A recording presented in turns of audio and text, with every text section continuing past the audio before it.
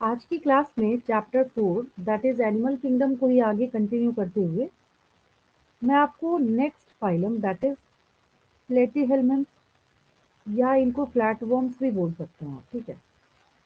अब सबसे पहली बात यहाँ पे आती है इसके कॉमन नेम के बारे में, ठीक है। थोड़ा सा ना इस ऑर्गेनिज्म को ध्यान से देखेंगे। अगर मैं आपसे ये क्वेश्चन पूछूं कि जो आपने नॉर्मली अर्थवर्म देख रखा है और ये जो आपको नजर आ रहा है, तो अर्थवर्म में और इसमें क्या डिफरेंस नजर आता है आपको? ये जो ऑर्गेनिज्म यहाँ आपको दिख रहा है इसमें और अर्थवर्म में क्या डिफरेंस है? अगर एक बेसिक जो मतलब ऐसा भी नहीं है कि मैं उस फाइलम में जाके एनालाइज करने को आपको बोल रही हूँ, मैं सिर्फ जो देखने से ही डिफरेंस पता चले वो पूछ रही हूँ आपसे। मैम ये थोड़ा फ्लैट जैसा दिखता है। हाँ ठीक है, वेरी गुड। मतलब इसका नाम ही ना जैसे टेप होता है ना, टेप, रिबन टेप। तो आप जब नोटिस करेंगे तो ध्यान दीजिए ये ना फ्लैट है। कहीं कहीं पे जैसे ये नैरो जैसा जो दिख रहा है वो ऐसा इसलिए है क्योंकि ये फ्लैट है। चपटा होने की वजह से, फ्लैट होने की, इसके जितने भी मेंबर्स हैं सारे के सारे फ्लैट होते हैं। तो वैसा होने की वजह से हमने इनका नाम ही फ्लैटवर्म्स रख दिया है, ठीक है। अब सवाल ये उठता है कि अगर फ्लैट किसी चीज को होना हो तो फ्लैट होने के लिए भी बहुत सारे क्राइटेरिया होते हैं। जैसे आप एक बार अपनी बॉडी को अज्यूम करेंगे और अगर मैं आपसे बोलूं एक तरीका आपको फ्लैट करने का क्या है कि दोनों हाथ के साइड से मतलब लेटरली पकड़ के आपको चपटा कर दिया जाए, तो बोलेंगे लेटरली। लेकिन अगर ऐसा किया जाए कि आपके फेस वाले साइड से और बैक वाले साइड से पकड़ के आपको फ्लैट कर दिया जाए, तो वैसे को हम कहते हैं डोर्सो वेंट्रली फ्लैटेंड। पूरा फाइलम पढ़ लेने के बाद बच्चे यही डाउट लेके आते हैं कि what is the meaning of dorso ventrally flattened body. Dorso ventrally flattened body का ये मतलब है उस ऑर्गेनिज्म के फ्रंट साइड से और उस ऑर्गेनिज्म के बैक साइड से हमने पकड़ के उस ऑर्गेनिज्म को चपटा कर दिया है। तो जिसका मतलब क्या हो गया कि ये डोर्सो वेंट्रली फ्लैटेंड है। हमने इसको लेटरली फ्लैटेंड नहीं बोला है, हमने क्या बोला है, इसको डोर्सो वेंट्रली फ्लैटेंड, ठीक है। तो ये रीजन है कि हम इसको क्या बोल रहे हैं, फ्लैटवर्म्स बोल रहे हैं, ठीक है। जब किसी कैटेगरी के बारे में लिखा जाता है ना, मोस्टली एंडोपैरासाइट्स, तो उस फाइलम के लिए ना बहुत सारी खासियत जो है अपने आप आती है, ठीक है। पैरासाइट अगर कोई बॉडी के बाहर हो तो उसको हम एक्टोपैरासाइट कहते हैं, और अगर बॉडी के अंदर हो तो हम लोग उसको एंडोपैरासाइट कहते हैं। जैसे हेड लाइस जो है, सर में जो जुएं होती है, वो एक्टोपैरासाइट है। इसका एग्जाम्पल नहीं है, मैं समझाने के लिए बता रही हूँ। लेकिन ये क्या है, ये एंडोपैरासाइट है, ठीक है। कई बार बच्चों से ऐसा क्वेश्चन पूछा जाता है कि what are the adaptations in endoparasite. अगर कोई एंडोपैरासाइट है तो उसमें कौन कौन से गुण होंगे, कौन कौन सी खासियत होगी, ठीक है। एंडोपैरासाइट बोलने का मतलब ये है कि वो ऑर्गेनिज्म किसी लिविंग ऑर्गेनिज्म की बॉडी के अंदर सर्वाइव कर रहा है। अब लिविंग बोलने का क्या मतलब है, अगर हम डेड बोल दें तो सेप्रोफाइट नहीं हो जाएगा, डेड एंड डिकेइंग ऑर्गेनिज्म पे जो सर्वाइव करता है। तो अपना कॉमन सेंस लगाएंगे, ऑब्वियस है कि कैसे होंगे ये लिविंग ऑर्गेनिज्म के अंदर सर्वाइव करने वाले होंगे, ठीक है। तो जब ये अंदर सर्वाइव कर रहे हैं तो इसके कुछ गुण होंगे, कुछ फीचर होंगे। अब कैसे याद करें, तो इसको आपको रटना नहीं है, आपको कॉमन सेंस लगाएंगे, ठीक है। अगर आप किसी हॉस्टल में रहते हैं, पीजी में रह रहे हैं, या किसी ऐसी जगह पे रह रहे हैं, किसी होटल में रहने जा रहे हैं जहाँ पे आपके रूम में ही, आपके बेड पे ही आपको 3 टाइम्स 4 टाइम्स का जो भी मील है, जो भी खाना पीना है, सब आपको दे दिया जा रहा है, ठीक है। तो क्या आपको वहां पे किचन रखने की कोई जरूरत है क्या? No ma'am. क्या करेंगे किचन रख के, जब मिल ही रहा है जितना आपको चाहिए, उससे ज्यादा आपको वहां पे मिल रहा है, ठीक है। तो सबसे पहला फीचर और सबसे पहला गुण ये है कि आपको यहाँ पे ये बात याद रखनी है कि ये जितने भी एंडोपैरासाइट होते हैं, इनके पास अपना डाइजेस्टिव सिस्टम नहीं होता है। अगर हुआ भी तो वो वहाँ पे इतना प्रोमिनेंट, इतना वेल डिफाइंड, बहुत अच्छा वर्किंग फंक्शनिंग नहीं होगा जैसा कि आपका होता है। खुद का कॉमन सेंस लगाएंगे, आपको यहाँ पे बात समझ आ जाएगी, ठीक। अब दूसरी बात ये है कि जब एंडोपैरासाइट है, तो जितने भी एंडोपैरासाइट है उसमें सबसे बड़ी खासियत क्या देखने को मिलती है कि सब के सब बहुत हाई रेट के साथ रिप्रोडक्शन करते हैं।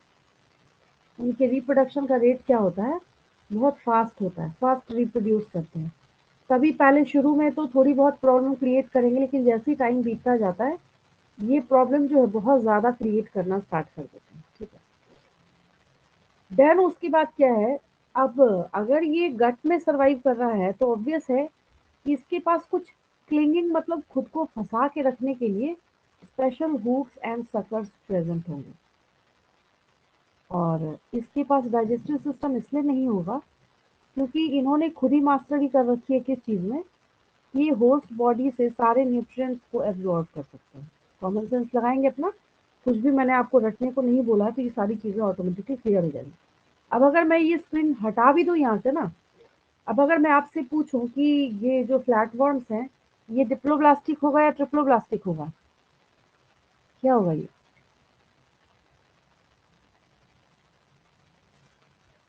मैम फ्लैटवर्म्स क्या होंगे? ट्रिप्लोब्लास्ट।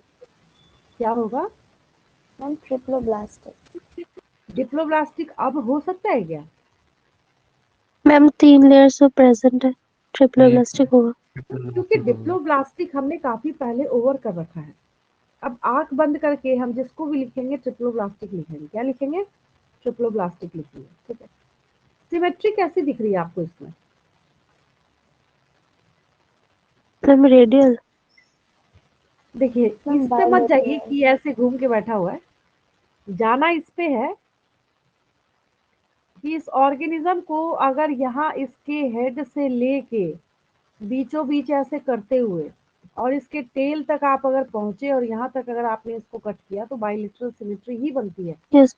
आपको इसको नहीं सोचना है गोले की तरह, ये एक्चुअल में टेपवर्ड ही है। तो सिमेट्री कैसी होगी इसकी? बाइलेटरल। बायलेटरल। सिमेट्री कैसी होगी? बाइलेटरल होगी। ठीक है, तो सिमेट्री बाइलेटरल नजर आ रहा है आपको, रटने की जरूरत नहीं, रटेंगे बहुत मुश्किल में पड़ जाएंगे। ठीक है, और ज्यादातर क्या है इसमें, एंडोपैरासाइट्स है।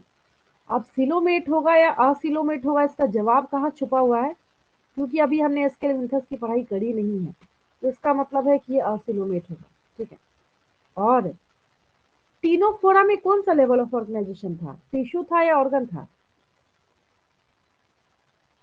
टिश्यू। Tissue level. क्या मतलब हुआ इसका? First phylum that possess organ level of organ organisation, level of बिल्कुल सही। ऑर्गेनाइजेशन।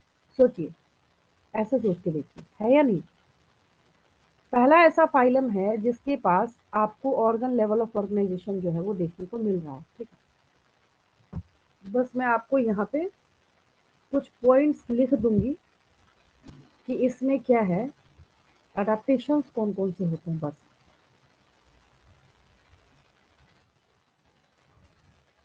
अडेप्टेशंस इन एंडोपैरासाइट्स अपने आप को सरवाइव कराने के लिए ऑब्वियस है कुछ ना कुछ अडेप्टेशन जरूर करेंगे। ठीक है, सबसे पहली बात ये है, कोई भी हो, कोई भी ऑर्गेनिज्म हो, तो सबको अगर एक साथ मैम इंक्लूड करके सभी मैम सभी एंडोपैरासाइट्स प्लैटिहेल्मिन्थस के अंदर ही आएगा? नहीं नहीं, ऐसा नहीं है, एस्केरिस वगैरह भी आगे पढ़ेंगे ना, सब आएगा। ठीक है, तो मैं यहाँ पे ये बोलना चाह रही हूँ कि ये जो फीचर है, आप किसी भी कैटेगरी में एंडो पैरासाइट पढ़ेंगे सब में आपको देखने को मिलेगा, आप समझे? तो दीज ऑर्गेनिजम्स, यस। तो वहां मैं नहीं लिखूंगी, जब यहाँ मैंने लिख दिया तो आपको याद हो जाएगा तब तक में। These organisms bear additional organ, क्या करेगा एडिशनल ऑर्गन कैरी करके? For the attachment. अच्छा, एक अपना कॉमन सेंस लगाएंगे, अगर किसी के गट में टेपवर्म है, ठीक है, तो आपके डाइजेस्टिव सिस्टम के पास तो बहुत अच्छी फैसिलिटी है कि आप एक अगर कॉइन निगल ले या कोई ऐसी चीज चली जाए जिसका डाइजेशन नहीं हो सकता, तो आराम से एनस के थ्रू बाहर रिमूव हो जाता। फिर ये तो नहीं होता, हाँ, छोटे बच्चों में थोड़ा बहुत रिमूव होता है, वो तब होता है जबकि उनके गट में बहुत ज़्यादा हो जाता है, ठीक है। तो इसका मतलब है कि कुछ इन्होंने बियर किया होगा जिसकी वजह से ये अपने आप को उस होस्ट बॉडी से अटैच करा के रखते हैं, ठीक है। तो क्या करते हैं, ये हुक्स और सकर्स अपने पास रखते हैं। देखिए मैं ब्रैकेट में लिख देती हूँ यहाँ पे, हुक्स एंड सकर्स। अब ठीक है, इनके पास हुक्स एंड सकर्स जो है वो प्रेजेंट होते हैं।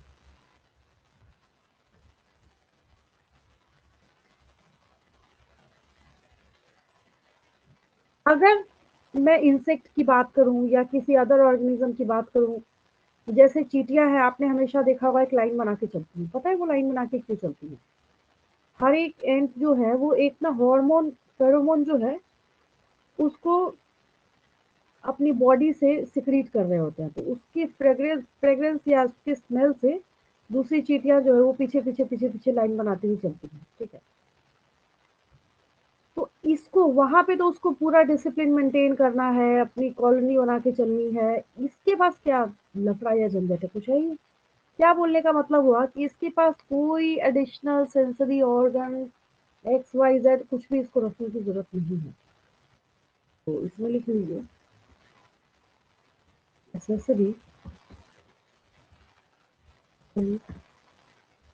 Organ absent. और एक मैंने आपको क्या सिखाया है, डाइजेस्टिव सिस्टम चाहे तो एब्सेंट लिखिए, चाहे लिखिए पुअरली डेवलप्ड।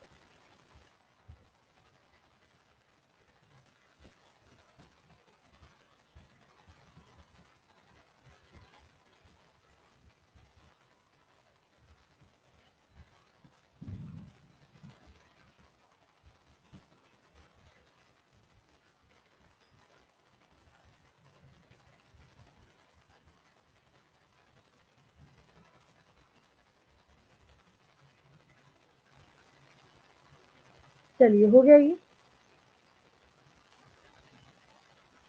Yes ma'am. चलिए आगे बढ़ते हैं हम लोग। ये बीच में से था तो मैंने आपको यहाँ पे नोट कर दिया। रीजन ये है, इसको इतनी ज्यादा फैसिलिटीज इसलिए रखनी पड़ती है क्योंकि इसको अपने होस्ट की बॉडी सरफेस से ही न्यूट्रिएंट्स को लेना है, ठीक है। अब ये कितने साल पूछा जा चुका है, इसकी कोई काउंटिंग नहीं है। इसके पास ना अच्छा, अगर मैं आपसे क्वेश्चन पूछूं इसको आसान बनाने के लिए, आपकी खुद की बॉडी में एक्सक्रीशन एंड ऑस्मोरेगुलेशन के लिए क्या है? चैप्टर पढ़ा रखा है मैंने आपको। आपकी बॉडी में ऑस्मोरेगुलेटरी स्ट्रक्चर क्या है?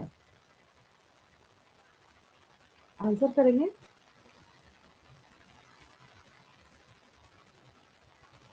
मेरी आवाज जा रही है? Yes ma'am. आपकी बॉडी जो है वो यस मैम। ऑस्मोरेगुलेशन किस स्ट्रक्चर से करता है? किडनी का नाम सुना है आपने? याद आया? हाँ मैम। आपकी बॉडी को जब ऑस्मोरेगुलेशन करना होता है, जो आपने देखा था कि कैसे वहां पे ऑस्मोलैरिटी मेंटेन करने का काम कर रहा था, तो इसकी बॉडी में भी कोई करता होगा। तो इसकी बॉडी में जो एक्सक्रीशन एंड ऑस्मोरेगुलेशन है बाय फ्लेम सेल, हमेशा हमेशा के लिए याद रखेंगे, flame cell is responsible for excretion and osmoregulation in flatworm. Flatworms के अंदर जो एक्सक्रीशन एंड ऑस्मोरेगुलेशन करने का काम करते हैं, दीज आर फ्लेम सेल्स। याद रहेगा, फ्लैटवर्म्स फ्लेम सेल्स, ऐसे याद करनी है, फ्लैटवर्म्स फ्लेम सेल्स, ठीक है। एक जैसा प्रोनाउंसिएशन है, इससे याद रखिए, ठीक है। अब दूसरी बात ये है कि एक तो ज्यादातर फॉर्म इसके क्या है, एंडोपैरासिटिक है। तो हम इतना एडवांस तो इसको करेंगे नहीं, बोलेंगे भाई मेल अलग बॉडी में, फीमेल अलग अलग बॉडी में, नहीं। तो इसमें क्या है कि सेक्सेस जो है सेपरेट नहीं है। बोलने का मतलब ये ऑर्गेनिज्म हर्माफ्रोडाइट है। फर्टिलाइजेशन कैसा है इसका? इंटरनल है। और बहुत सारे लार्वल स्टेजेस बीच में प्रेजेंट होने की वजह से आप इजीली कह सकते हैं यहाँ पे कि जो डेवलपमेंट है इसका कैसा होता है, वो इनडायरेक्ट होता है। कैसा होता है? इनडायरेक्ट होता है। इनडायरेक्ट। अब हाँ, प्लेनेरिया के बारे में बहुत ज़्यादा आपने पढ़ा भी होगा, सुना भी होगा, देखा भी होगा आपने। बहुत सारे इमेजेस और डायग्राम जो इवन 10th क्लास की बुक में भी आपको जो रीजनरेशन इन प्लेनेरिया है रीजनरेशन बहुत ज़्यादा करता है। आपको हाँ दिखाया गया था, ठीक है। अब हम लोग इस टर्म को ही क्या बोल रहे हैं, रीजनरेशन। री मीन्स अगेन और जनरेशन, जनरेट मतलब बनाना। तो दोबारा जब आप किसी चीज को यहाँ पे फॉर्म कर सकते हैं तो उसको आप रीजनरेशन बोलेंगे, ठीक है। तो एग्जैक्टली उसी तरीके से यहाँ पे ये जो फ्लैट वर्म्स है इसमें इसका एक मेंबर है प्लेनेरिया। अब ये नहीं प्लेनेरिया है तो हम सबको बोल देंगे कि सब के सब रीजनरेशन करेंगे, नहीं। इसका जो मेंबर है प्लेनेरिया, उसमें बहुत बड़ी खासियत है कि ये इजीली क्या कर सकते हैं, रीजनरेशन कर सकते हैं। एग्जैक्टली जैसे जितना आपको नजर आ रहा है ना, मैं वही चीज बोलना चाह रही हूँ। क्या बोलने का मतलब है कि इसका जब जहाँ जो जितना पार्ट गायब होगा ये अपने उतने पार्ट को रीजनरेट करने की कैपेबिलिटी और क्षमता रखता है। जैसे यहाँ पे एक प्लेनेरिया है, अगर इसका ये हेड वाला ऊपर वाला पोर्शन कट हो गया तो ये इस पार्ट को बना लेगा, ये इस पार्ट को बना लेगा, और ये पार्ट जो है पूरे ऑर्गेनिज्म को बनाने की कैपेबिलिटी रखता है। अब अगर हम एक एग्जांपल के तौर पे देखें, अगर हम इसका एक ये नीचे वाला हिस्सा गायब कर दें तो उससे भी ये क्या करता है, मतलब किसी भी पार्ट को आप यहाँ पे गायब कीजिए, ये ऑर्गेनिज्म अपने आप को कंप्लीट और पूरा बनाने की कैपेबिलिटी रखता है, दैट इज रीजनरेशन। तो कई बार क्या होता है, आपको क्वेश्चन को उल्टा किया जाता है। क्वेश्चन उल्टा करना बोलने का मतलब है, मैंने क्वेश्चन तो लिखा, उसके ऑप्शन में मैंने आपको 4 फाइलम दे दिए। मैंने आपको लिखा phylum Porifera, phylum Coelenterata, phylum Platyhelminthes और फाइलम ऑर्थ्रोपोडा। फिर मैंने आपसे क्वेश्चन ऐसे पूछा कि which member, a member of which phylum represents high regeneration capability, तब किसको टिक करेंगे? प्लेटीहेलमिन्थ। तो ये जो फ्लैट वर्म्स हैं और प्लेटीहेलमिन्थस हैं, वो क्या करते हैं, हाई रीजनरेशन कैपेबिलिटी को यहाँ पे शो करते हैं, ठीक है। ऐसे भी आपको याद ही है, बट आपको ये सीखने को मिला, आपको अभी तक नहीं पता होगा, 9th क्लास में पढ़ा सारे बच्चों ने, लेकिन वही चीज़ है कि आप इतना याद रखने की आपको आदत खत्म हो गई है। तो प्लेनेरिया जो है, जब आपने 9th में पढ़ा था एनिमल किंगडम, वहाँ पे वहाँ भी आपके पास था, ठीक है। तो आपने अभी दोबारा से याद किया आपको उसको। अब यहाँ पे देखिए टेप वर्म है, ये वही टेप वर्म है जो आप अभी देख रहे थे। ये देखिए, ये जो आपने इमेज देख रखा है, दैट इज ये टेप वर्म है, ठीक है। दिखता भी है टेप जैसा, और हम लोग इसको टेप वर्म बोलते भी हैं, ठीक है। अब देखिए, फिर आपने क्या देखा, प्लेनेरिया देखा आपने। प्लेनेरिया तो खैर क्लासिक एग्जांपल आपको याद है। और एक फैसियोला हिपैटिका है, हिपैटिक, हिपैटो, लिवर सेल को ना हम लोग हिपैटोसाइट कहते हैं। क्या कहते हैं? हिपैटोसाइट कहते हैं। तो जिसकी वजह से लिवर फ्लूक जो है, तो इसका पूरा नाम होता है फैसियोला हिपैटिका। लिवर से हिपैटिका याद हो जाता है बच्चों को, मैं कहती हूँ इसमें रटने वाली कोई बात ही नहीं है, ठीक है। तो आपसे जब पूछा जाता है इसकी क्लास, यहाँ पे आपके बुक में एक तो ये रहा टेप वर्म, जो कि अभी आपने इमेज भी डायरेक्ट देख रखा है, और एक आपके पास यहाँ पे क्या है, ये लिवर फ्लूक है, ठीक है। और ये लिवर फ्लूक जो है that is Fasciola hepatica. Examples, क्योंकि मुझे नहीं लगता कि कोई ऐसा पॉइंट आपने अभी देखा जिसको याद करने में मैं बोलूँ कि आपको बहुत ज़्यादा दिक्कत हुई या बहुत प्रॉब्लम हुई, या अगर आप याद करेंगे तो आपको 50 बार लिखना पड़ेगा, ऐसा कुछ भी नहीं है। बहुत आसान से इजी से एग्जाम्पल्स हैं, ठीक है।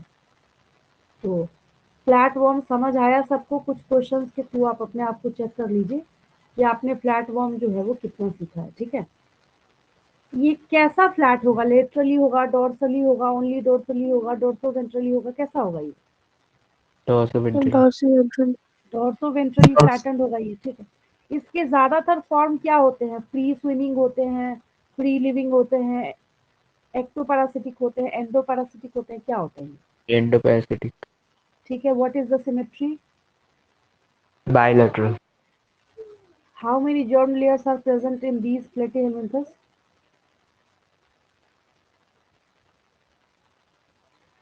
कितने germ layers होंगे इसके पास? 3। क्योंकि ट्रिप्लोब्लास्टिक है ना। ट्रिप्लोब्लास्टिक। सिलोम प्रेजेंट होगा या एब्सेंट होगा? एसिलोमेटिक है। हाँ, तो एब्सेंट है इसके पास, ठीक है। Level of organisation? Organ level. First phylum जिसने की ऑर्गन लेवल ऑफ ऑर्गेनाइजेशन को शो करने का काम किया है। And what are the adaptations in endoparasitic forms of Platyhelminthes? Digestive system is absent or poorly developed. ठीक है, very good. Hooks and suckers are present for clinging, है ना? Yes. Mhm. Extra sensory organs are absent, ये सब की जरूरत ही नहीं है इसको। And name the excretory and osmoregulatory structure in flatworms. Flame cell. Flame cell तो बहुत जरूरी है, याद होना ही चाहिए आपको, ठीक है। ये यूनिसेक्सुअल होंगे या बाइसेक्सुअल होंगे? But unisexual. Unisexual.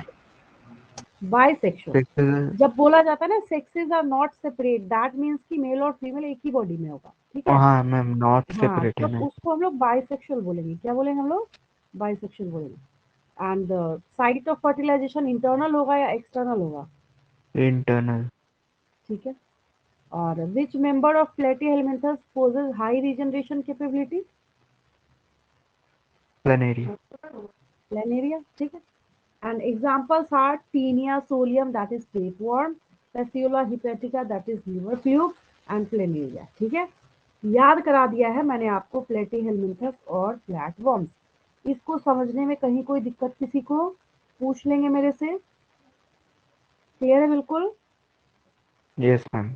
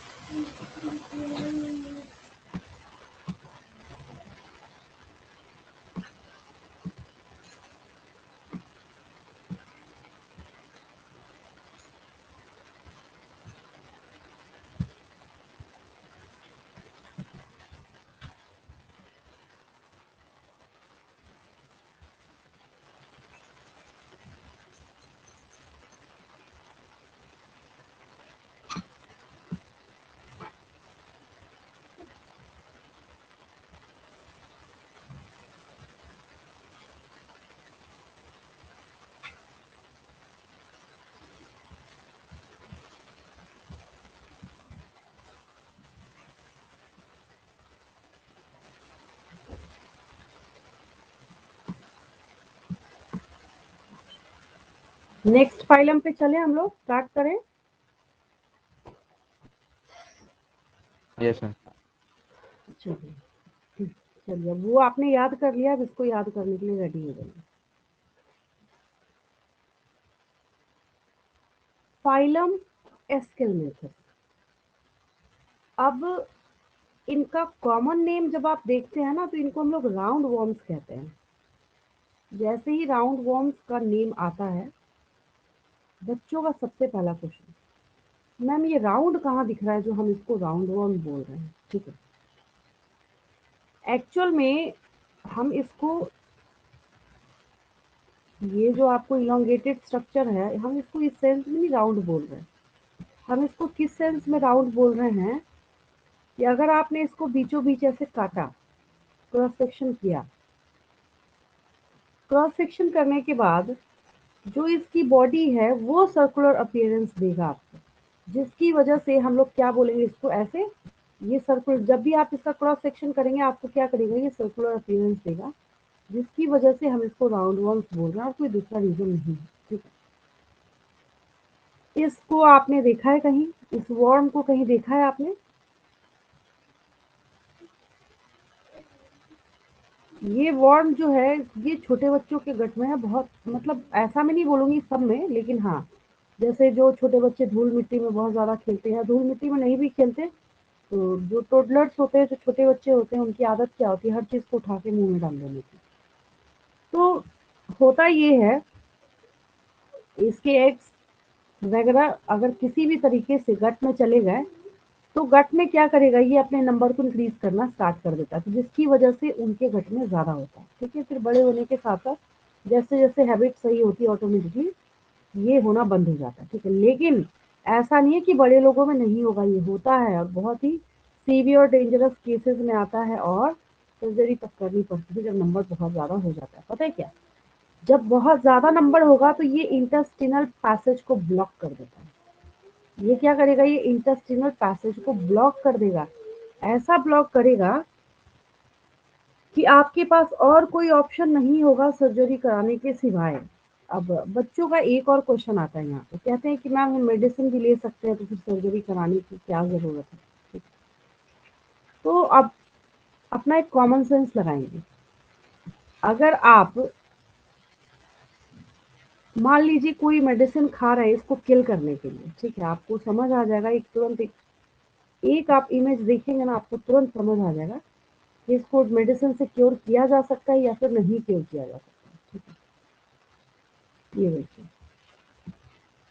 तो जो इंटेस्टिनल पैसेज है ना उसको देखिए कैसे और किस मतलब सीवियर लेवल तक ब्लॉक करके बैठा है। ये दिख रहा है आपको, एस्कैरिस है ये, यही है जो ये देखा ना आपने, ये अब इसकी पूरी पार्टी जो है यहाँ पे बैठी हुई है, देखिए। अब इतने ज्यादा जब नंबर में हो तो इसको किल करने के लिए आपको कितनी मेडिसिन खानी पड़ेगी। मेडिसिन भी एक प्रॉपर डोज में ही ले सकते हैं ना, पता चला सबको किल करने के लिए इतना हाई डोज उठा के आपने ले लिया कि आप भी ऊपर चले गए, उतना तो खा नहीं सकते।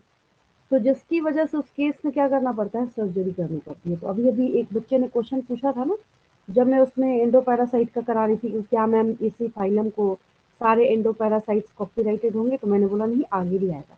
अब आपका क्वेश्चन क्लियर हो गया होगा कि यहाँ पे भी जब डाइजेशन होता है तो आपके डाइजेस्टिव सिस्टम की पता है खासियत क्या है, कि अगर यहाँ पे कोई भी अनडाइजेस्टेड पार्ट है ना तो उसको फ्लश आउट करता हुआ, धक्के मारता हुआ वो बाहर कर देता है, लार्ज इंटेस्टाइन की तरफ करता हुआ एनस में भेजेगा। फिर ये कैसे नहीं जाते, इसलिए नहीं जाते क्योंकि हुक्स और सकर्स के थ्रू इन्होंने क्या किया, अपने आप को एकदम वहां पे चिपका के रखा हुआ, जिसकी वजह से बाहर नहीं होते वहां।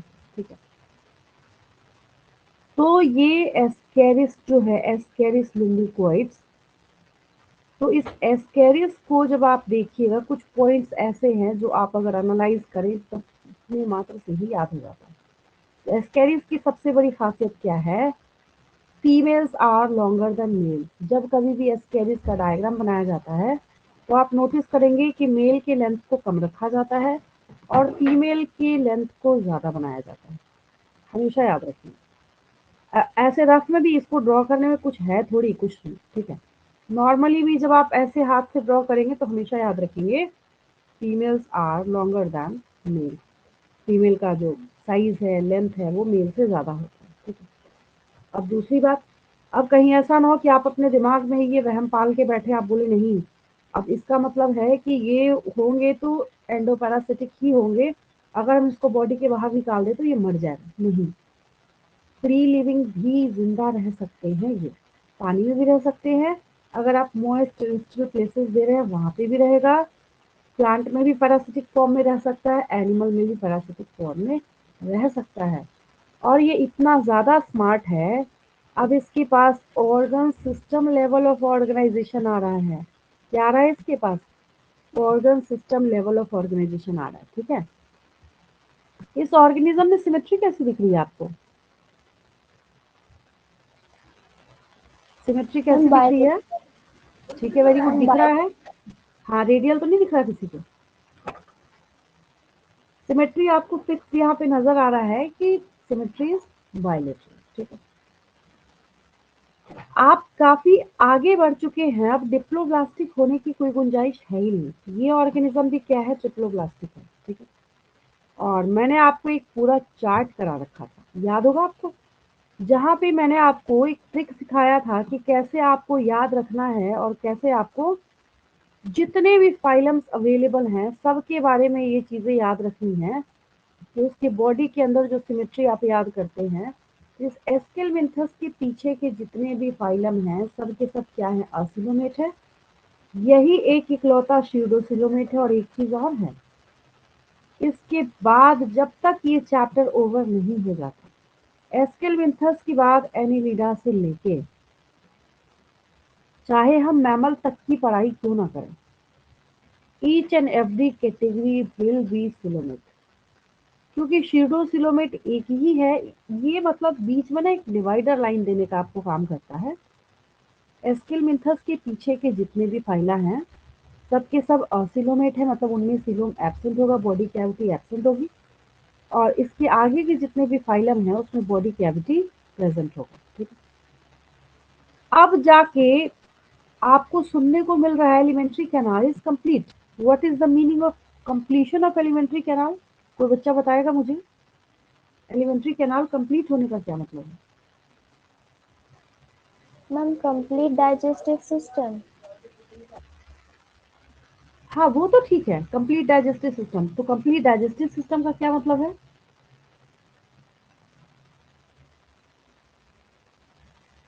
अगर कोई आपसे पूछे ना what is the meaning of complete digestive system, तो आपको सिंपल सा साधारण सा एक जवाब तैयार और याद रखना है। That ma'am two means that opening. organism has two separate openings for both ingestion and excretion. That is a separate opening for ingestion and a separate opening for excretion. बस इतना ही याद रखना है आपको। तो जैसे ही कंप्लीट बोला जा रहा है तो हमेशा याद रखिए कि इसका मतलब है कि इसके पास दो सेपरेट ओपनिंग होगी, है ना। तो जिसकी वजह से हम लोग यहाँ पे क्या बोल रहे हैं, एलिमेंट्री कैनाल इज कंप्लीट। ठीक है, इसके पास क्या है, well defined well developed muscular फैरिंग्स होता है। अब एक फैरिंग्स का भी अलग से, जैसे आपके पास डेवलप्ड फैरिंग्स है तो इसके पास भी फैरिंग्स है। ठीक है, और एक्सक्रीटरी ट्यूब जो है अलग से, ये क्या करेगा, बॉडी वेस्ट को रिमूव करने का काम करता है। एक्सटीरिया भी एक फ्लोर होता है, मतलब एनस तो हम बोल नहीं सकते, इतने एडवांसमेंट पे तो आया नहीं है। तो एक एक्सक्रीटरी फ्लोर होगा जिसके थ्रू ये अपना जो एक्सक्रीटा है उसको बाहर आउट करने का काम करता है। अच्छी बात क्या है, अच्छी बात ये है कि इस फाइलम में आपको कुछ मेंबर्स ऐसे दिखेंगे जो कैसे होंगे, जो कि यूनिसेक्सुअल होंगे, और कुछ ऐसे भी दिखेंगे आपको जो कैसे होंगे, बाइसेक्सुअल होंगे। बोलने का क्या मतलब है कि अच्छा अगर मैं पूछूं कि ये मैंने यहाँ पे मेल और फीमेल अलग अलग बनाया, इसका क्या मतलब है, यूनिसेक्सुअल है कि बाइसेक्सुअल है?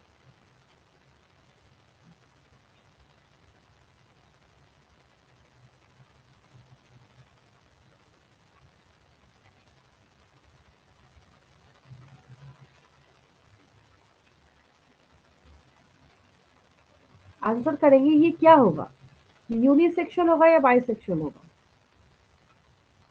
यूनिसेक्सुअल। Ma'am unisexual.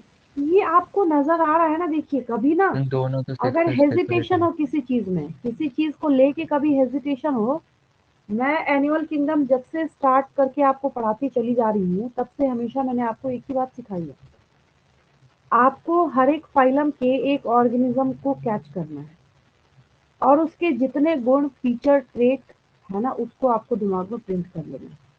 क्या इसने क्या लिखा है उस पर मत जाइए भाई। आप न्यूटन्स लॉ पढ़ते हैं ना, तो न्यूटन्स लॉ न्यूटन साहब पहले ही लिख के नहीं बैठ गए थे। पहले एप्पल गिरा था, तब फिर उसको देख के उन्होंने, पहले नेचर में कोई भी चीज प्रैक्टिकल होती है उसको देखा जाता है, तब उसके बाद थ्योरी बनती है। आपको थ्योरी पे नहीं ध्यान देना, वो तो आप ऑटोमेटिकली लिखेंगे ना। आपको सिर्फ ये, अभी आपको यहाँ पे नजर आ रहा है कि मेल अलग है और फीमेल अलग है।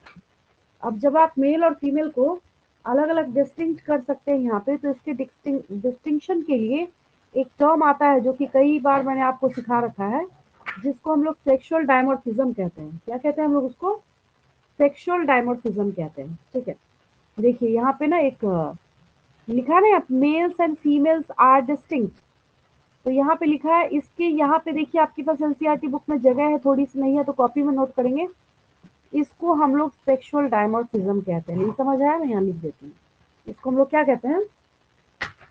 सेक्सुअल डायमॉर्फिज्म कहते हैं।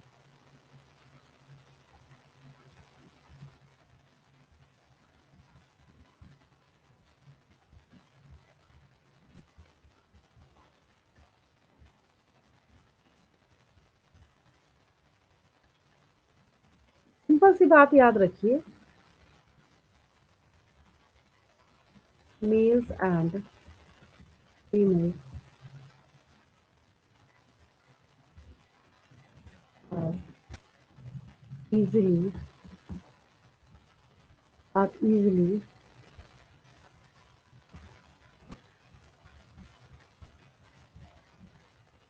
डिस्टिंग्विशेबल, ठीक है, मतलब हम आसानी से अलग अलग उसको पहचान सकते हैं, डिफ्रेंशिएट कर सकते हैं। जैसे मैं पूछूं कि ह्यूमंस में सेक्सुअल डायमॉर्फिज्म होगा या नहीं होगा, तो क्या बोलेंगे आप? होगा। मेल और फीमेल अलग अलग पहचाने जा सकते हैं, साधारण सी बात है, बस इतना ही मतलब है इसका। तो अगर वो ना लिखने की बजाय अगर ऐसा भी किसी बुक में लिख दिया जाए तो ये नहीं सोचना कि हमने तो पढ़ा ही नहीं। एक्चुअल में इसी के लिए टर्म क्या आता है, जब कहीं पे बोला जाता है ना males and females are distinct, तो मतलब ये है कि अच्छा ये क्या है, सेक्सुअल डायमॉर्फिज्म होता है इसमें, ठीक है। और जब मेल और फीमेल अलग अलग बॉडी पे अलग अलग गेमेट प्रोड्यूस करने वाले होते हैं, उसको हम यूनिसेक्सुअल भी बोलते हैं। और यूनिसेक्सुअल के लिए एक दूसरा टर्म आता है बायो में, दैट इज डायोशियस।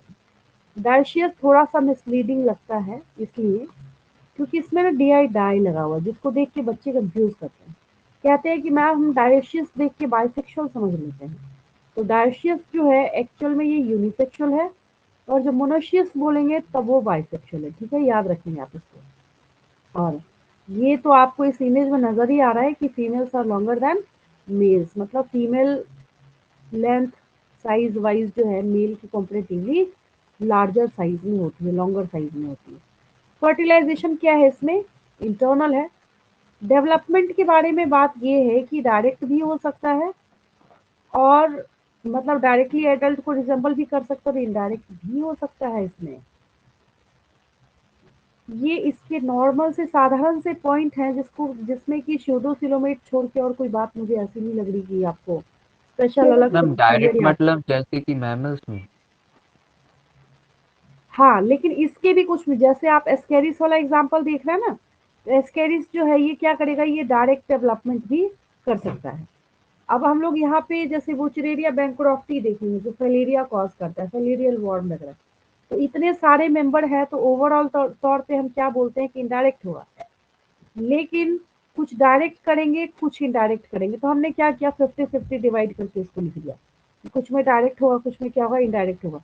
कई बार कंडीशनल होता है कि कुछ कंडीशन मिला तो डायरेक्ट होगा, कुछ कंडीशन मिला तो इनडायरेक्ट होगा, ठीक है। एक जो शुरू से लेके अभी तक आप पढ़ते चले आ रहे हैं, जिसका मैंने आपको एक सीवियर केस समझाया, और जिस बीमारी का नाम, जिस डिजीज का नाम ही है, इसके नाम पे एस्केरियोसिस बोला ही जाता है।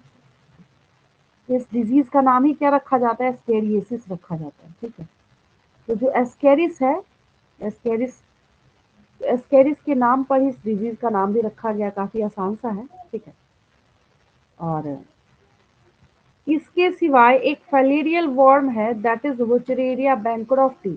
अब जब बच्चे 12th क्लास में ह्यूमन हेल्थ एंड डिजीज पढ़ते हैं तो आता है वुचरेरिया बैंक्रोफ्टी। तो मैं बच्चों से वापस पूछती हूँ कि मुझे ये बता दो कि 11th क्लास में जब मैं पढ़ा रही थी तो ये किस फाइलम में था। मतलब अगर 100 बच्चे भी बैठे हो उसमें से 2 भी बच्चे जवाब दे दे तो बहुत बड़ी बात हो जाती है उस टाइम। और बच्चे कहते हैं हम नीट की तैयारी कर रहे हैं, ऐसे नीट की तैयारी होती है क्या? आप यहाँ पे देख रहे हैं अभी कि आपके पास जो वुचरेरिया बैंक्रोफ्टी दैट इज फैलेरियल वॉर्म है, ये आपको और किसी फाइलम में देखने को नहीं मिलेगा, ये राउंड वॉर्म है तो है। तो आपको इसको गिने चुने दो तीन तो एग्जाम्पल है सब में। और 12th क्लास में ह्यूमन हेल्थ एंड डिजीज में एस्केरियोसिस अलग से पढ़ना है आपको, फाइलेरिया अलग से पढ़ना है आपको, ठीक है। तो इसको हमेशा याद रखना है। और एक आपके पास और क्लासिक एग्जांपल है, हुक वॉर्म कहते हैं हम लोग इसको, दैट इज एनसाइक्लोस्टोमा, ठीक है।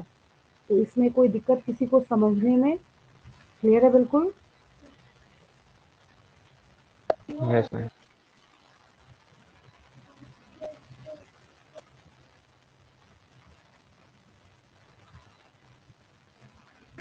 Ma'am, why females are longer than males? देखिए, जब हम इवोल्यूशन की बात करते हैं ना, या अडेप्टेशन या कुछ भी वैसी बात हम करते हैं, फर्टिलाइजेशन कैसा है उसमें, एक्सटर्नल था या इंटरनल था? Ma'am, internal. इंटरनल है। तो जब कभी जहाँ पे भी फर्टिलाइजेशन क्या है, अब ये हायर ऑर्गेनिजम्स नहीं है, ये लोअर ऑर्गेनिजम्स है। इवन कॉकरोच तक के केस में आप क्या देखेंगे, फीमेल्स आर लार्जर देन और बिगर देन मेल। तो इसका रीजन ये है, और ऐसा होता इसलिए है क्योंकि अब जो फीमेल है उसके ऊपर वर्कलोड ज्यादा है। अब इंटरनल फर्टिलाइजेशन होगा तो उसकी बॉडी में जो डेवलपमेंटल प्रोसेसेस है, चाहे सेल डिवीजन हो चाहे कुछ भी हो, वो ज्यादा होगा। उसकी वजह से क्या है, फीमेल का बॉडी साइज वहां पे क्या है, ज्यादा है और लॉन्गर है। समझ आया आपको? ठीक है, आगे चले हम लोग। Yes, ma'am. Yes, ma'am.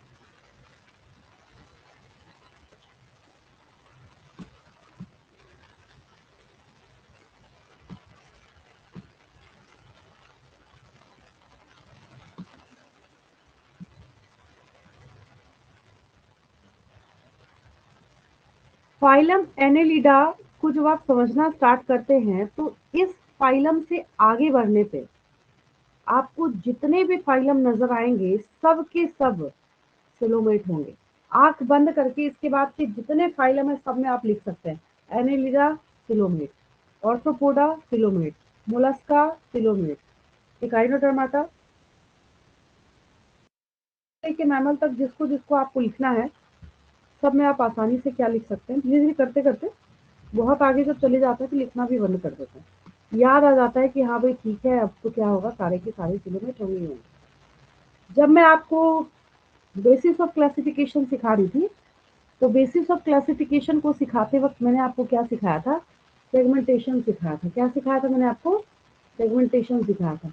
उस सेगमेंटेशन में मैंने आपको एक बात समझाई थी कि जब किसी ऑर्गेनिज्म की बॉडी में, जैसे यहाँ पे आपको बहुत सारे सेगमेंट्स नजर आ रहे हैं, बहुत सारे सेगमेंट्स जो है वो देखने को मिल रहा है, तो जब किसी ऑर्गेनिज्म की बॉडी में इजीली बहुत सारे सेगमेंट्स जो हैं वो आपस में एक दूसरे को रिपीट करते हैं, जैसे ये उसमें बहुत अच्छा प्रोमिनेंट नहीं दिख रहा था, यहाँ पे आपको बहुत अच्छा क्रिस्टल क्लियर जो है वो सेगमेंटेशन नजर आ रहा है। ये देखिए दिख रहा है सबको, है ना? कितना बढ़िया सेगमेंट यहाँ पे दिख रहा है। अब अगर स्लाइड पे इतने पोर्शन को और इतने पोर्शन को, ठीक है, आपको कोई रख दे और बोले बताओ मुझे कि कौन सा सेगमेंट कौन सा है, कौन सा सेगमेंट कौन सा है, लेकिन यहाँ पे इसका जो सेगमेंटेशन है वो एक्सटर्नली है। ऐसा इसका बोलने का बिल्कुल ही मतलब नहीं है कि आपको बाहर की साइड से अगर यहाँ पे सेगमेंट दिख रहा है तो अंदर के साइड भी सेगमेंट है इसमें, नहीं। अगर अंदर के साइड में भी सेगमेंट ऐसी काट दे हम तो बेचारा सिस्टम क्या कैरी करेगा, ठीक है। तो जिसकी वजह से, और इसके जो मान लीजिए हम यहाँ पे एक यूनिट को देख रहे हैं, इसके बीच के एक यूनिट को हमने यहाँ पे उठाया ऐसे और ऐसे, और वन यूनिट को जब हम देख रहे हैं तो इस वन यूनिट को मेटामेयर बोलते हैं। तो जिसके लिए मैंने आपको क्या सिखाया था, मेटामेरिक सेगमेंटेशन सिखाया था। क्या सिखाया था मैंने आपको? Metameric segmentation. तो देखो एक बात और यहाँ पे आपको बताई जा रही है कि इसके पास मेटामेरिक सेगमेंटेशन है। हम क्या बोल सकते हैं इसको कि the body is metamerically segmented.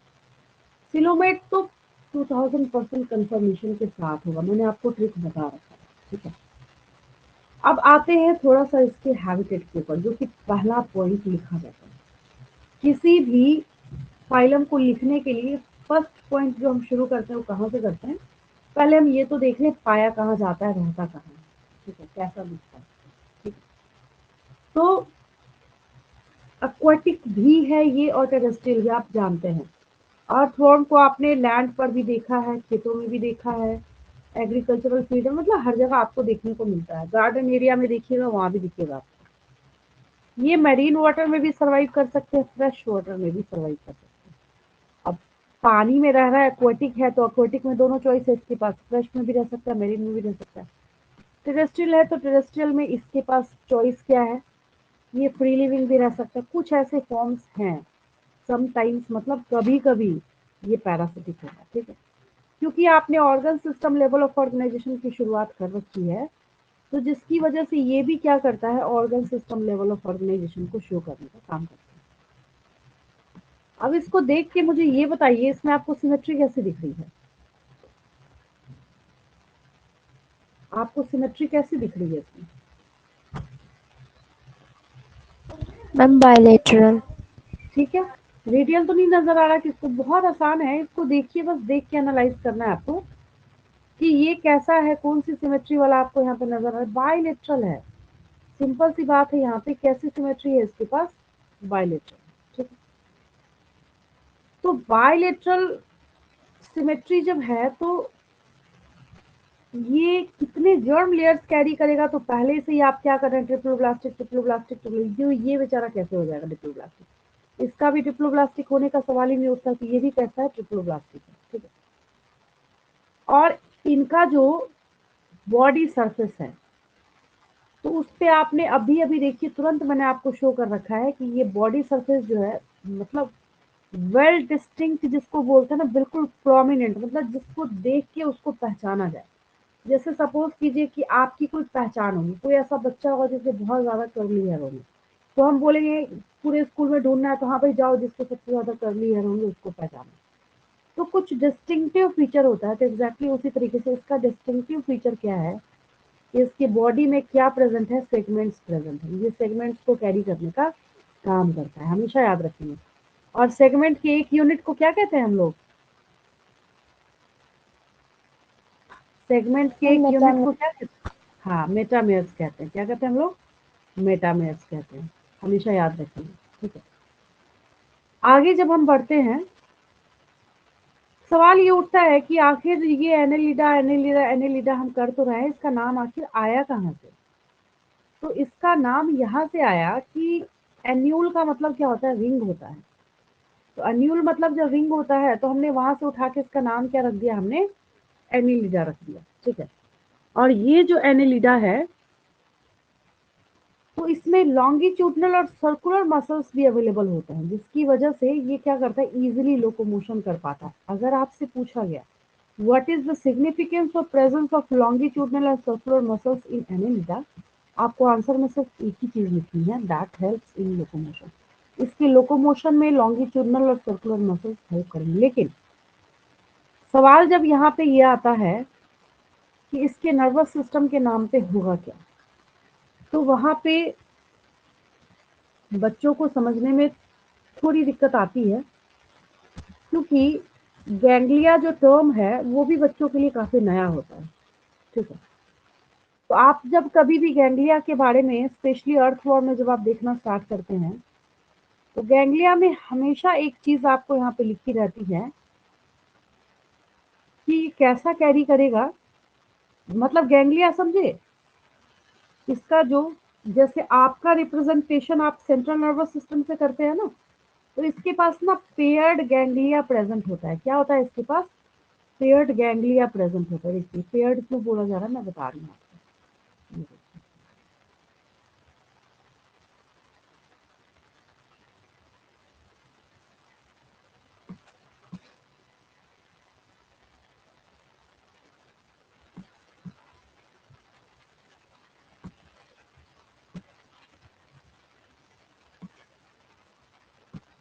आपको यहाँ अच्छा है डायग्राम, ये दिख रहा है क्लियरली इसका। ये एक गैंग्लिया नजर आ रहा है यहाँ पे आपको, और ये दूसरा दिख रहा है। तो यहाँ पे अब नीचे जब आप यहाँ देखेंगे तब नहीं पता चलेगा। यहाँ देख के कोई बच्चा नहीं सोच सकता कि पेयर में है। तो एक्चुअली क्या है, ये अपनी ब्रांचिंग लेके जा रहा है, और ये दूसरा वाला जो बल्ब लाइक स्ट्रक्चर है ये अपनी यहाँ पे, तो जिसकी वजह से हम लोग क्या बोलते हैं कि ये पेयर्ड गैंग्लिया को कैरी करता है। गैंग्लिया प्लूरल होता है, अगर आपको एक बोलना है तो गैंग्लियन बोलना पड़ेगा आपको। क्या बोलना पड़ेगा? तो अगर आपसे पूछा गया कल को जाके कि the neural system in earthworms, the neural system in Annelida is represented by, तो आपको ऑप्शन कौन सा टिक या मार्क करना होगा? वहां पे गैंग्लिया। बात समझ आई? ठीक है, और मोस्ट इम्पॉर्टेंट, जैसे आपने, अगर मैं पूछूं कि जो प्लेटीहेलमिंथस हैं वो अपना एक्सक्रीशन किसके थ्रू करते हैं, नाम बताएंगे फटाफट। एक्सक्रीटरी स्ट्रक्चर क्या है इसका? ऑस्मोरेगुलेटरी। फ्लैटवर्म्स का, प्लेटीहेलमिंथस का फ्लेम सेल्स। फ्लेम सेल्स है। ठीक उसी तरीके से इसका जो एक्सक्रीटरी और ऑस्मोरेगुलेटरी स्ट्रक्चर है वो नेफ्रीडिया है। क्या है? नेफ्रीडिया है। अगर आपको एक बोलना है तो नेफ्रीडियम बोलेंगे। क्या बोलेंगे? नेफ्रीडियम बोलेंगे। ठीक है,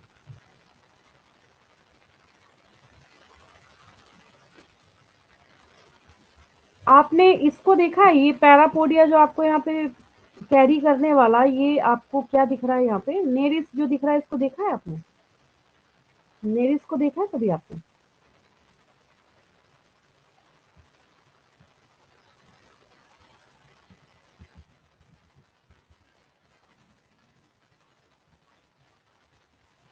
देखिए मैं रियल दिखाती हूँ आपको, तब आप बोलेंगे हाँ हमने देखा है, इसको जरूर देखा होगा आपने।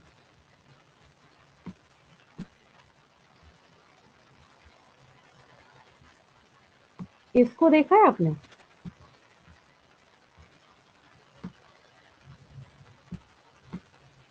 पता नहीं, हम लोग तो इसको इधर कान खजुरा बोलते हैं, आप लोग क्या बोलते हैं पता नहीं। बोला जाता है कि कोई सोया रहता है, अगर बेड वेड पे चढ़ गया ना तो कान में चला जाता है, उसकी वजह से इसका नाम पड़ा। इसको देखा है आपने, यस और नो? कभी देखा है? नो मैम, ये नहीं देखा है। फिर तो आप लोग दूसरे प्लेनेट पे हैं। देखा जरूर होगा आपने, जरूर देखा होगा, ऐसा हो ही नहीं सकता शायद गार्डन भूल एरिया गए में। हैं, हाँ, ध्यान ज्यादातर नहीं नहीं होगा, या देखते फिर हैं। हो सकता है मुझे दूसरा इमेज दिखाना पड़ेगा। देखिए, देखा तो जरूर होगा, ऐसा नहीं हो सकता है कि आपने नहीं देखा होगा, है ना? कई बार तो ऐसा होता है कि पानी वानी में स्विम करता हुआ भी दिख जाता है ये। जो लेडीज है ये,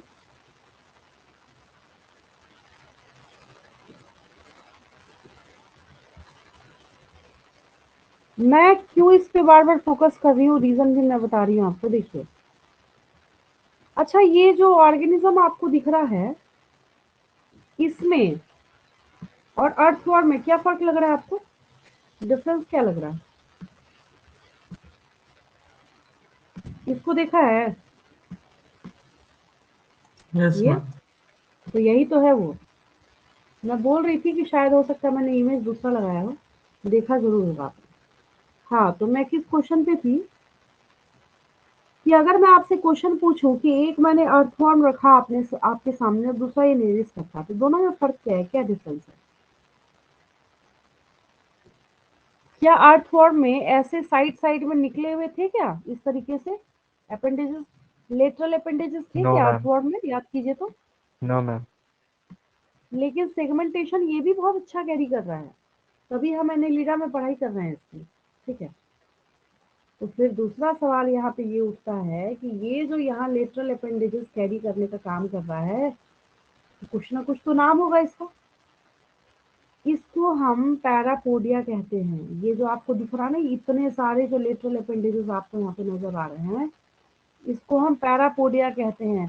तो कल को जाके अगर आपसे पूछ लिया जाए which of the following organism possess parapodia, आपको मैंने ऑप्शन में लिख दिया यूप्लेक्टेला, नेरिस, अर्थवॉर्म, एस्केरिस, तो किसको टिक करेंगे? किसको टिक करेंगे? Ma'am Nereis. नेरिस को याद रखेंगे, ठीक है? तो ये नेरिस जो है, ये लेटरल मतलब साइड साइड में बहुत सारे अपेंडेजेस कैरी करने का काम करता है, जिसको हम पैरापोडिया कहते हैं। याद रहेगा, lateral appendages in Nereis are known as parapodia. याद हो गया क्या बोला मैंने? Parapodia, lateral appendages in Nereis are known as parapodia. अब करेगा क्या भाई? आपके जब दो पैर हैं तो आप जिंदगी भर चलने में इस्तेमाल लेते हैं उसका, तो ये तो इतना सारा कैरी कर रहा है, ये भी कुछ करता होगा, तो ये अपना लोकोमोशन में हेल्प लेगा उससे। लोकोमोशन मतलब बोलने का मतलब, पानी वानी में है तो स्विमिंग में उससे हेल्प लेगा ये। सबसे बड़ा और चौंकाने वाला जो पॉइंट है ना यहाँ पे, इसके पास क्लोज्ड सर्कुलेटरी सिस्टम है, सबसे बड़ी बात है। रीजन क्या है? इसके बाद हम ऑर्थोपोडा पढ़ने वाले हैं, लेकिन ऑर्थोपोडा के पास भी ओपन सर्कुलेटरी सिस्टम है, बट ये उसके पहले बैठा होने के बावजूद भी क्लोज सर्कुलेटरी सिस्टम कैरी कर रहा है। ये याद रखने वाली बात है, ठीक है? और ये तो खैर आपने अभी अभी याद ही किया कि इसके पास जो एक्सक्रीशन एंड ऑस्मोरेगुलेशन करने के लिए एक स्पेशलाइज्ड पार्ट ऑर्गन है, दैट इज मेसेंजिया। इसका न्यूरल सिस्टम कौन रिप्रेजेंट करेगा? गैंग्लिया, पेयर्ड गैंग्लिया है इसके पास, देखा आपने। लेकिन गैंग्लिया जो भी आपने देखा, तो ऐसा तो नहीं है कि हमने मतलब धागे की तरह बस एक बना दिया थ्रेड और हो गया। गैंग्लिया जब आपने देखा तो गैंग्लिया में आपने एक चीज और नोटिस करी कि यहाँ पे ये अपनी ब्रांचिंग भी तो कैरी करेगा ना, ऐसे देखिए जा रहा है ये, जैसे आपके नर्व्स रन करते हैं आपकी बॉडी में। तो जिसकी वजह से हम लोग क्या कहते हैं इसके बारे में कि ये जो है और ये जो गैंग्लिया कैरी कर रहा है, तो इसके पास लेटरल नर्व्स भी हैं, उसको भी कनेक्ट करता है ये। और आगे बढ़ते ही जैसे ही मैं आपको कॉर्डेट्स और नॉन कॉर्डेट्स में डिफरेंशिएट कराऊंगी, कुछ बेसिक डिफरेंस तो मैंने पहले भी बता रखा है आपको, लेकिन और एक ट्रिक मैंने ये भी सिखाया है आपको कि आप जो अपना खुद का और आप अपनी बॉडी का जो पॉइंट लिखेंगे ना, उस पॉइंट का उल्टा करके पॉइंट आप किसका लिख देंगे, उसका उल्टा करके पॉइंट आप लिख देंगे नॉन कोऑर्डिनेट्स का। तो आप तो नॉन कोऑर्डिनेट पढ़ रहे हैं। आपकी बॉडी में कैसा नर्वस सिस्टम है, तो सिंगल है, डॉर्सल है, तो सिंगल का उल्टा क्या हो गया, डबल। आप में डॉर्सल है तो इसमें क्या हो गया, वेंट्रल। आप में सिंगल है तो इसमें कैसा होगा, पेयर्ड। याद हो गया, अपनी बॉडी का उल्टा कर दीजिएगा इसमें। तो इसमें कैसा हो गया, पेयर्ड गैंग्लिया हो गया। लेटरल नर्व्स में अपने आप को ये वहां पे डिवाइड करता है, इसके पास डबल नर्व कॉर्ड है, लेकिन पोजिशनिंग क्या है इसकी बॉडी में, वेंट्रल होता है इसमें। अब ये नहीं कि आपकी बॉडी में डॉर्सल है तो ये भी डॉर्सल ही कैरी करेगा। आपका वर्टिब्रल कॉलम जो बैक में आपका पूरा नर्वस सिस्टम रन कर रहा है, कहाँ है वो, जिसका भी आप देखिएगा कि नर्व रिलेटेड कभी कोई सर्जरी हुई ना किसी की, तो हमेशा आप नोटिस कीजिएगा कि बैक साइड में सर्जरी हुई होगी। ठीक है, आपकी बॉडी में हार्ट कहाँ है, वेंट्रल है या डॉर्सल है, हार्ट कहाँ है आपकी बॉडी में, मैम वेंट्रल। डॉर्सल नहीं है। मतलब मैं चेक कर रही थी कि वेंट्रल डॉर्सल पोजीशन में आपको कोई दिक्कत तो नहीं। वेंट्रल मतलब आपका फेस वाला फ्रंट साइड, और डॉर्सल मतलब क्या हो गया, बैक साइड हो गया। बैक साइड को हम लोग क्या कहते हैं, डॉर्सल साइड कहते हैं। ठीक है, तो इसके पास क्या है, डबल वेंट्रल नर्व कॉर्ड है, ह्यूमंस के जस्ट अपोजिट, मतलब कॉर्डेट्स के जस्ट अपोजिट। वो तो याद रखने के लिए मैं बोलती हूँ क्योंकि आपको अपनी बॉडी का तो ज़्यादा अच्छा पता होगा, बातें भी समझ आएंगी, तो उसके लिए मैं बच्चों को एक ट्रिक बताती हूँ कि जो तुम्हारी बॉडी का फीचर उसको उल्टा करके हमेशा याद रखना है इसके बारे में। नेरिस के बारे में अभी भी आपने देखा, और आपने देखा भी पानी में भी इसके फॉर्म्स। तो नेरिस कैसा है, एक्वाटिक फॉर्म है, लेकिन डायशियस है। कैसा है ये, नेरिस डायोशियस है। बोलने का मतलब मेल नेरिस अलग होगा, फीमेल अलग होगा, लेकिन अर्थवर्म और लीच जो है ये बाइसेक्सुअल है। बाइसेक्सुअल के लिए वर्ड आता है मोनोशियस, और मोनोशियस बोलने का मतलब है कि एक ही बॉडी पे ये मेल और फीमेल दोनों गैमेट को बनाने की कैपेबिलिटी रखते हैं। ठीक है, तो आगे आपके पास एक चैप्टर है स्ट्रक्चरल ऑर्गेनाइजेशन इन एनिमल्स। उसमें आपको देखने को मिलेगा कि जब आप टेस्टिस देखेंगे और ओवरी देखेंगे अर्थवर्म में, तो दोनों आपको एक ही बॉडी में दिख जाए। जो कॉमन सेंस है ना, उसको देख के तो कोई भी बोल सकता है ना कि अच्छा, अब इसके बोलने का मतलब हम समझ रहे हैं बहुत अच्छे से कि जो अर्थवर्म है ये क्या करता है, क्योंकि दोनों ही गैमेट बनाने की कैपेबिलिटी अपने पास रखता है, दैट मीन्स कैसा हो गया ये, बाइसेक्सुअल हो गया। बाइसेक्सुअल बोलने का मतलब कैसा हो गया ये, हर्माफ्रोडाइट हो गया। देखिए, जो आप इस अर्थवर्म के रिप्रोडक्टिव सिस्टम को देखते हैं तो क्या है इसके पास, अब कितना चौंकाने वाला है ये देखिए, टेस्टिस भी है, मेल गैमेट बनाएगा, ओवरी भी है इसके पास, ये फीमेल गैमेट बनाएगा, बस हो गया। तो जिसकी वजह से कैसा हो गया, ये बाइसेक्सुअल हो गया। कैसा हो गया ये, बाइसेक्सुअल। बाइसेक्सुअल की टर्म क्या सिखा रखा मैंने आपको, हर्माफ्रोडाइट। क्या सिखा रखा मैंने आपको, हर्माफ्रोडाइट। तो कंफ्यूजन को दूर करने के लिए ये पॉइंट तो जरूर ही याद कर लेंगे कि आपके पास इसमें सिर्फ एक नेरिस जो है वो डायशियस है। मतलब नेरिस में इतनी एडवांसमेंट तो है ही है कि मेल और फीमेल अलग अलग है। दूसरी भाषा में हम क्या बोल सकते हैं, Nereis possess sexual dimorphism. Earthworm और लीचेस सेक्सुअल डायमॉर्फिज्म शो नहीं करेंगे because the sexes are not separate. Sexes are not separate का मतलब ये है कि वो ऑर्गेनिज्म मेल और फीमेल दोनों गेमेट को खुद ही सेम बॉडी में बनाने की क्षमता कैपेबिलिटी रखता है, ठीक है। अब भाई जब टेस्टिस ओवरी है तो हवा में तो ऐसी बिना रीजन के तो इस दुनिया में कुछ नहीं होता। तो जब टेस्टिस ओवरी का नाम आपने सुन लिया, यूनिसेक्सुअल बाइसेक्सुअल सब आपने सुन लिया, बोले अच्छा इसका मतलब है कि जो रिप्रोडक्शन जो है वो तो 2000% गारंटी के साथ सेक्सुअल होगा। तो कॉमन सेंस लगाइए, आप टेस्टिस पढ़ रहे हैं, ओवरी पढ़ रहे हैं, ये भी पढ़ रहे हैं कि बाइसेक्सुअल, तो हम अंत में जाकर क्या लिखेंगे? Sexual reproduction. हो ही नहीं सकता, दैट्स इम्पॉसिबल। रिप्रोडक्शन कैसा होगा इसका? सेक्सुअल होगा, ठीक है। आगे देखिए, अब ये सारे फॉर्म्स हैं जिसको आपने देखा। एग्जाम्पल तो बहुत ही आसान है, ये सब आपका देखा हुआ एग्जाम्पल है। एनिमल किंगडम की खासियत ये है कि जैसे जैसे चैप्टर में आगे बढ़ते हैं ना, हर चैप्टर में क्या होता है, बायो में जितने भी चैप्टर जो बच्चे पढ़ाई करते हैं तो टीचर उनको बोलते हैं देखो अभी पढ़ लो नहीं तो आगे दिक्कत होगी। इसमें उल्टा है, इसमें आगे समझ लीजिए और फिर बाकी का जो पोर्शन है ना, बाद के जो पोर्शन है वो आसान हो जाते हैं। उसके इजी होने का क्या रीजन है कि उससे बच्चे फेमिलियर होते हैं। जैसे नेरी से अभी भी मैंने आपको शो करा तो आपने बोला कि हाँ हमने जो है वो देख रखा है इसको, ठीक है। तो नेरिस जो है इसके पास पैरापोडिया था। नेरिस की क्या खासियत थी कि ये बहुत सारे पैरापोडिया को कैरी करने का काम करता था। अब अर्थवर्म है, इसको भी आपने देख रखा है। तो अर्थवर्म से तो काफी फेमिलियर है। अब ऐसा तो नहीं कोई बच्चा जिसने अर्थवर्म नहीं देखा, मतलब अर्थवर्म नहीं देखा, कोई ऐसा ही बच्चा है क्या इसमें? नहीं,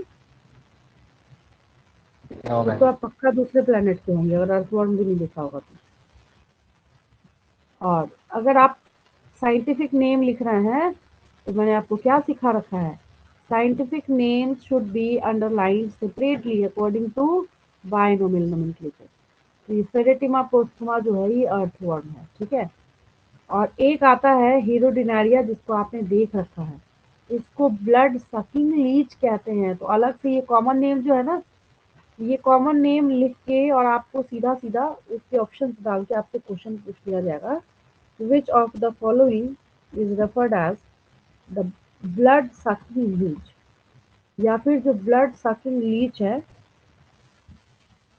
वो ऑर्गेनिज्म किस फाइलम को बिलोंग करता है, कुछ भी है। अब जो अब बोला क्यों जा रहा है इसको ब्लड सकिंग लीच, तो आप देखिए मुझे पता ही चल जाएगा। ये भी आपने देख रखा है, ठीक है, जरूर देखा होगा। ऐसे तो जमीन पे भी चलते हुए देखा होगा आपने।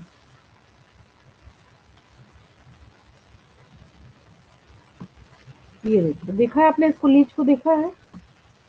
इसको यस ब्लड मैम। सकिंग बोला ना तो मैंने भी वैसा ही डायग्राम निकाल दिया। डायग्राम नहीं मतलब इमेज की आपको याद हो सही में ब्लड सकिंग है, ठीक है ना।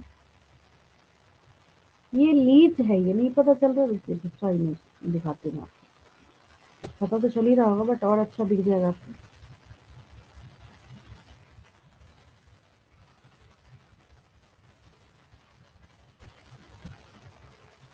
ये देखिए ये लीच है, इसकी बात नहीं करती।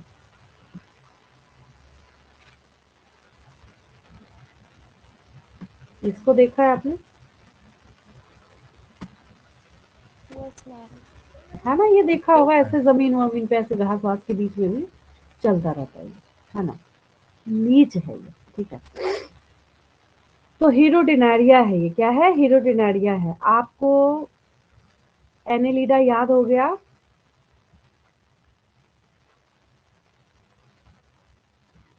चलिए अपने आप को चेक कर लीजिए, कुछ क्वेश्चन पूछ रही फटाफट आंसर करेंगे जैसे आप देते हैं हमेशा। सारे बच्चों को बोल रही हूँ, एक ही दो बच्चों की आवाज आती है, बाकी कोई या तो समझ नहीं आता या नींद आ रही होगी इतनी रात में पढ़ाई करते करते। थोड़ा सा उधर से जवाब देंगे तो मुझे भी अच्छा लगेगा कि नहीं भी बच्चे सीख रहे हैं, है ना। चलिए सिमेट्री कैसे दिख रही है आपको इसमें? बायोलेट। बायोलेटरल। ठीक है, वेरी गुड। ये सिलोमेट होगा या असिलोमेट होगा? किलोमीटर होगा। ठीक है। किलोमीटर। सेगमेंटेशन शो करने वाले जो यूनिट्स होते हैं उनको क्या टर्म देते हैं हम लोग? मेटामेर्स। Very good. मेटामेर्स। हाँ ठीक है, वेरी गुड। इसका जो नेम एनेलिडा है वो हमने कहाँ से आइसोलेट करा है? लैटिन एनालस। हाँ, एन्यूल या एन्यूलस मतलब ही रिंग होता है, छोटे छोटे रिंग्स होते हैं, वही लिटिल से हमने। रिंग्स। हाँ, What is the significance of presence of longitudinal and circular muscles in annelida? Helps in locomotion. ठीक है. And which organism of annelida possesses lateral appendages? Nares. Nares. And name that lateral appendages. Parapodia. What is the significance of presence of parapodia? Helps in swimming. Very good. Which type of circulatory system is present in earthworm?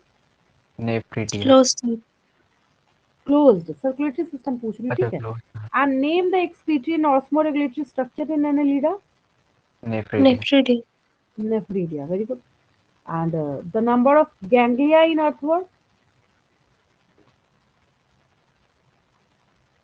Paired ganglia मतलब 2 हो गया यहाँ पे, ठीक है.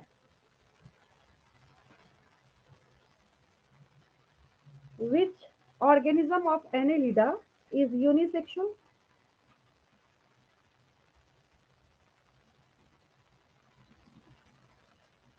Ma'am leeches. Nereis जो है सिर्फ एक ये यूनिसेक्सुअल है, मतलब डायशियस है. एंड अगर मैं आपको बोलूँ कि give examples of bisexual organisms of Annelida, तब आप लिखेंगे यहाँ पे अर्थवर्म एंड लीचेस, ठीक है. 10 क्वेश्चन तो ऐसे ही आपने मतलब विद इन 2 मिनट्स 10 क्वेश्चन जो ऐसे जुबान से कर लिया आपने, ठीक है. और सबसे बड़ी बात जहाँ पे जाके ये एनिमल किंगडम फंसता है, मैं बार बार रिपीट कर रही हूँ. अभी आपको बहुत आसान लग रहा होगा, तो भी मैं बता सकती हूँ. अभी मैं पूछ रही हूँ तो आपको मेरे ख्याल से कॉपी बुक कुछ भी देखने की जरूरत नहीं पड़ रही होगी मेरे क्वेश्चन का आंसर देने के लिए. यस और नो, है ना. अभी तो Yes, आप खुद ही कर रहे हैं ना आंसर. ऐसा अब इतनी जल्दी तो कोई बता भी नहीं सकता जितना जल्दी आप आंसर कर रहे हैं. बात सिर्फ कहाँ फंसेगी, आगे जाके एग्जाम्पल तो मैं बार बार रिपीट कर रही हूँ. नंबर जो उसको याद कर लीजिए, मतलब आज की क्लास को ऐसे मतलब ब्रेन में प्रिंट करना है कि हाँ भाई, अगर हम पढ़ रहे हैं, हम पढ़ाई कर रहे हैं किस चीज के बारे में, यहाँ पे एनेलिडा के बारे में, तो हमने उसमें नेरिस देखा था, उसमें हमने पैरापोडिया देखा था, फिर हमने अर्थवर्म देखा, फिर हमने ब्लड सकिंग लीच देखा. तो इतना हमने देखा है, दैट मीन्स कि अच्छा ये एग्जाम्पल है, ये क्लासिक एग्जाम्पल है किसके, एनेलिडा के. रटने पे चलिएगा बहुत मुश्किल में पड़ जाइएगा. बार बार मैं रिपीट कर रही हूँ, इस चैप्टर के जितना आसान चैप्टर कोई है भी नहीं.